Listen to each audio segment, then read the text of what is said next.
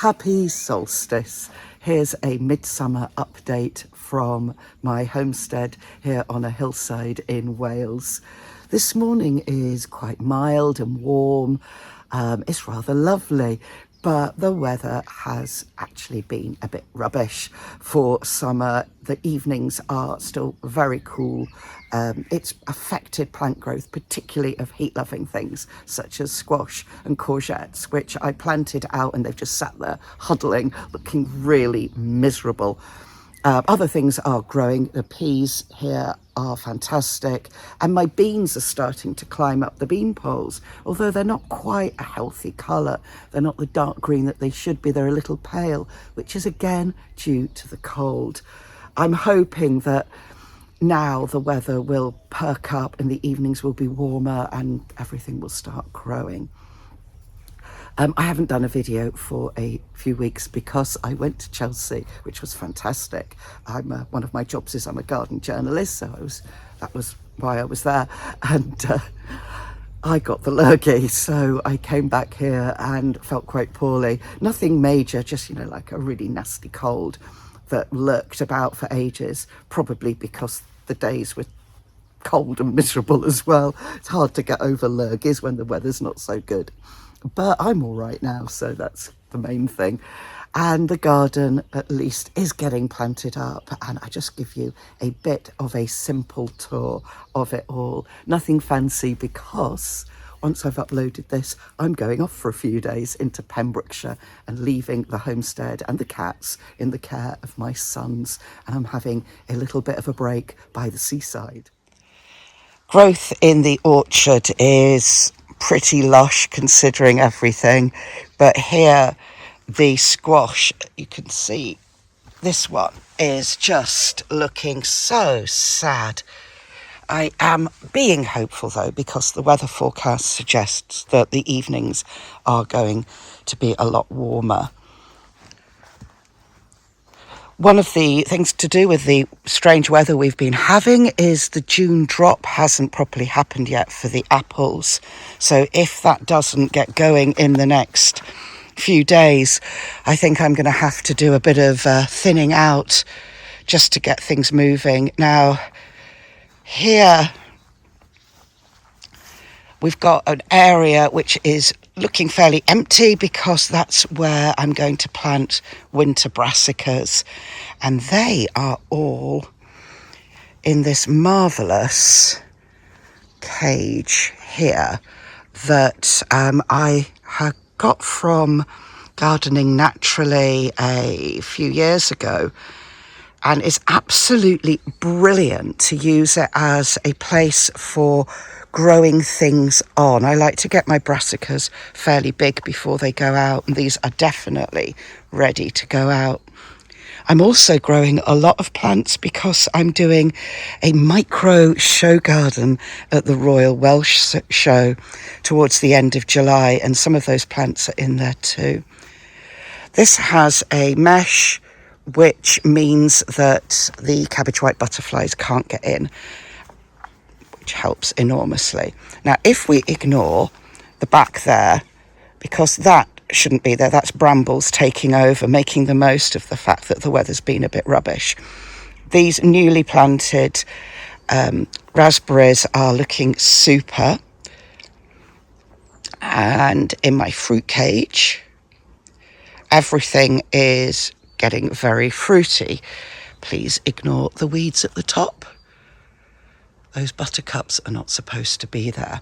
Now, this fruit cage is covered with metal mesh with kind of like a fine gauge chicken wire, which lets insects in but keeps squirrels and magpies and jays out. Otherwise, I would not have any fruit at all.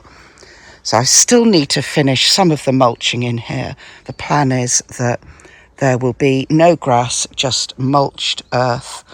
And this is so that it just is a lot easier to maintain. Down at the bottom of the garden, I have this beautiful comfrey, which is called moorland heather. It's a Welsh variety of comfrey from Pembrokeshire. And it was here when I moved here. I absolutely love it. Bees do too. That's the view from the bottom of my garden. Our pond is buzzing with wildlife. I think the pondweed's gone a bit bananas. It needs thinning out a bit, but so many creatures love to visit here.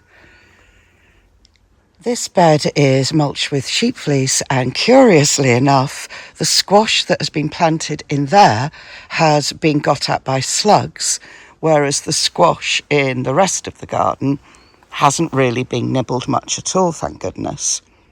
This is a kind of experiment because I had some spare potatoes and I put them in amongst the broad beans just to see how things would go. So the broad beans are very tall and the potatoes are growing up through them. I wonder what the crop will be like. This is woad. It's used for dyeing. And the teasels I grow because I think they're beautiful and I grow them for wildlife. I grow in a polyculture. I really mix things up. So here we have a blackcurrant bush underneath the apple tree, and there's peas and some more beans. These fell over in a storm that we had recently, and I've just left them now because they're perfectly beany and happy, and I'll be picking those soon for us to eat. More peas.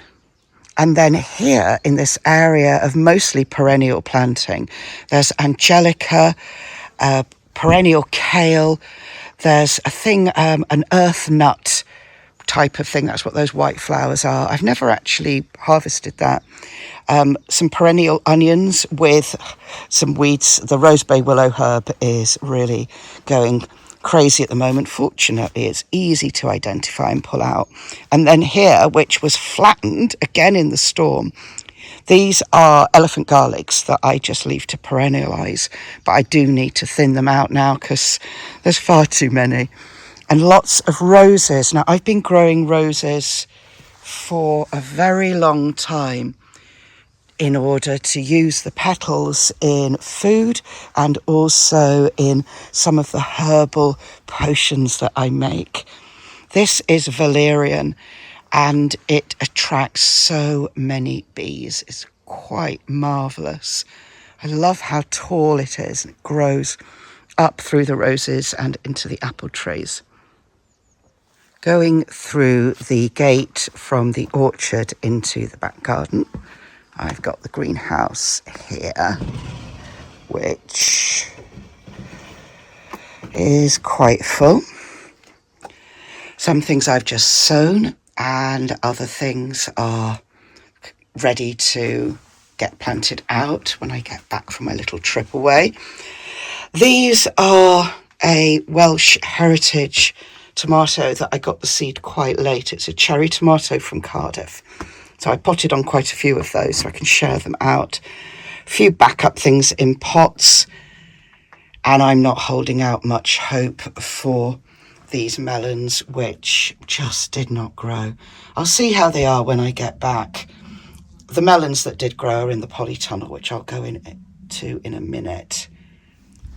These are a pea that are used for drying, so I'll be eating those in the winter time. The sweet corn, it's still here. It's just about starting to grow. I do like that there's poppies in it. Shouldn't harm the growth at all. I usually have lots of poppies growing through things like sweet corn. These runner beans have been out for ages and they're now growing and starting to produce some flowers. But look at these squash. They're just sort of sat there. The one on the end has been munched, but never mind. I thought if I leave it, then the slugs might eat that and not eat the other squash. I've got a bit of a gap here that I'm going to pop carrots in. And then these are a bulbing onion with lots of things interplanted between them. Mullein moth caterpillars living their best life on one of the many figworts I have growing here. I love this plant. It attracts so many different creatures. And this one decided to grow close to where I park my car. It's basically just growing in a through gravel. And another self-sown figwort. The back garden beds are really looking lush. This got squished by a storm. There was really high winds and there was even hail. I was actually working away at the time and came back and found my broad beans here flattened. But again, I've just left them there perfectly happy. They're still growing on. The rust on this garlic is fine. It's not very nice to look at, but the garlic will still store perfectly well and I'll be harvesting that when I get back. Peas for eating soon, hopefully. Elephant garlic and different kinds of potatoes. And look at the beautiful flax, which I grow just because it is so lovely. At the back here, the radish that hasn't been harvested yet is starting to bolt in amongst the parsnips, and I will just let them grow because the flowers are great for wildlife and you can eat them, and some of them I will leave to grow into pods because I love the pods too. There at the back against the hedge is another figwort. This is chervil and also coriander that I've tied to a stick. It's overwintered and has gone to flower. The flowers are fantastic. They're great for wildlife. And also the coriander is going to produce green seed soon, which I absolutely love. Really happy with the tomatoes, which after a bit of sitting about looking miserable, have decided to grow, and they all need some side shooting. The garlic in here is going to be harvested very soon, next week. And I've put in microscopic, really sad looking melons because I just thought, well, they're either going to die in their pots, they may as well go in. And they're not dead, which is exciting. Here at the bottom of the Polytunnel, we've got the biggest of the peach trees, which only has a few fruit, but it has some, which is lovely. And it needs pruning. Looking up the Polytunnel, there's quite a bit of fruit, which hasn't reached any kind of maturity yet, which I think again is due to the cold nights. I really love this poppy, which is self-seeded in here. Just look at that beautiful colour. The ground between the main plants is looking a little bit sparse. This is because most of the marigolds that I sowed were eaten by slugs, so I've had to re-sow them. But there's also basil in there that's just gone in, and there's different kinds of Edamame beans, which grow better in a polytunnel in this climate. Look at these peaches. Aren't they beautiful? Hurry up and grow. I am remaining optimistic about the growth here at the homestead, and even though things have been slow, I'm really hoping that I will have an abundance of squash and things like that once it really starts getting going, now that the evenings are hopefully going to be a lot warmer than they have been. Now, I better get cracking because I've got quite a bit of watering to do and I still haven't packed yet.